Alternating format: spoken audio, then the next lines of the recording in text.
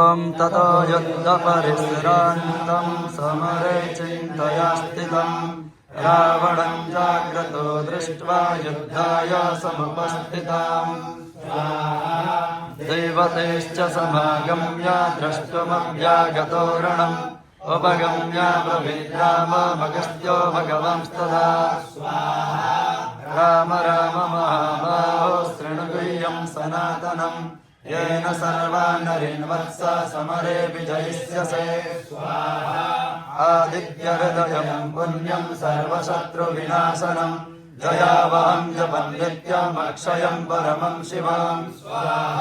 सर्वमङ्गलमाङ्गल्यं सर्वपापप्रणाशनं चिन्ताशोकप्रशमनं आयुर्वर्धनमुत्तमम्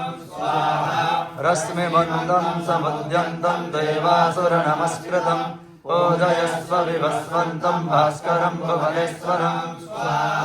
सर्वदेवात्मको ये सा तेजस्वी रश्मिभावना एष देवासुरगणान् लोकान् पातिगवस्तिभिः एष ब्रह्मा च विष्णुश्च शिवस्कन्दः प्रजापतिः महेन्द्रो धनधाकारो यमः सोमो यमाम्पतिः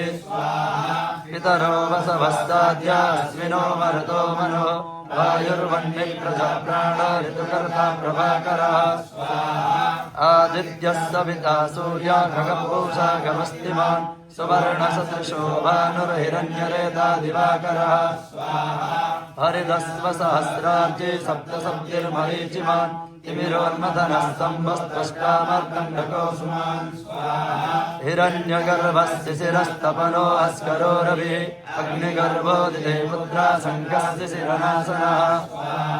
व्योमनाथस्तमो वेदी ऋग्यजुस्सामकारकः घनवृष्टिरप